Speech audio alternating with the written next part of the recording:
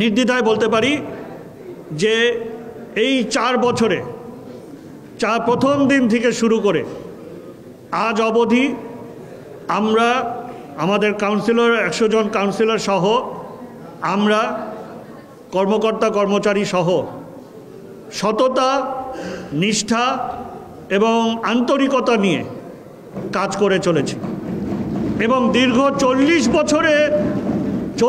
বছরে যা কাজ হয়নি 4 বছরের মধ্যে সেই কাজ সম্পন্ন করেছি।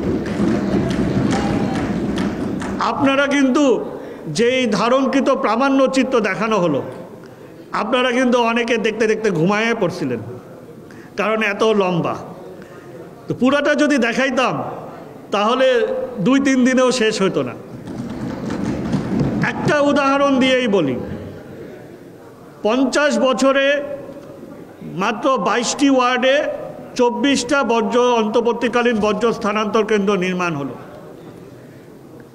50 বছরে আমরা 4 বছরে নির্মাণ সম্পন্ন করেছি 41টা।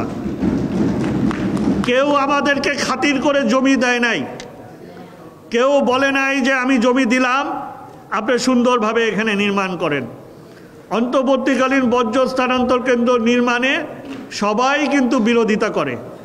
কেউ বলে আমার এত সুন্দর অ্যাপার্টমেন্টের সামনে করা যাবে না, কেউ বলে আমার মসজিদের সামনে করা যাবে না, কেউ বলে আমার মন্দিরের সামনে করা যাবে না, কেউ বলে খালের পাড়ে করা যাবে না। তাহলে করবোটা কোথায়? সরকারি জমি যত আছে ঢাকা শহরে যাদের আছে, যা সকল সংস্থা আছে, তারা কেউ জমি ছাড় দিবে না যে একটি অন্তর্বর্তীকালীন বর্জ্য স্থানান্তর কেন্দ্র নির্মাণ করার জন্য। সেই প্রতিকূলতা, প্রতিবন্ধকতা, কিন্তু এটা যে কতটাই অত্যাবশ্যকীয়, সেই অত্যাবশ্যকীয় কাজটি কেউ ছাড় দিতে চায় না, কিন্তু আমরা করেছি 4 বছরে 41টা 41।